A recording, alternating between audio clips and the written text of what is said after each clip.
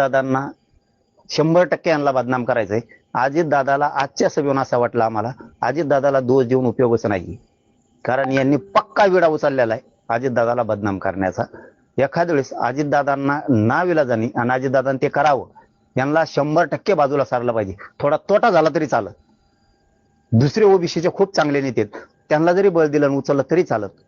परंतु 100% आजच्या त्यांच्या सभेवरून आमच्या लक्षात आलं की त्यांचा एक गट तयार झालाय अजितदादांना पवारांना बदनाम करण्याचा. कारण त्या व्यासपीठावर बसलेले 75% लोक हे अजितदादा आणि पवारांना रोज शिवाय घालते, रोज. मग आता निमित्त फक्त त्या परळीची टोळी चालवणाऱ्यांनी केलं. त्यांनी अजितदादाचा गेम करायचा ठरवलंय आणि त्याला पूर्ण साथ भुजबळ देतोय. आजची एकूण सभा सांगते. त्याच्यामुळे अजितदादाला याचा दोष देण्यात काही मजा नाही.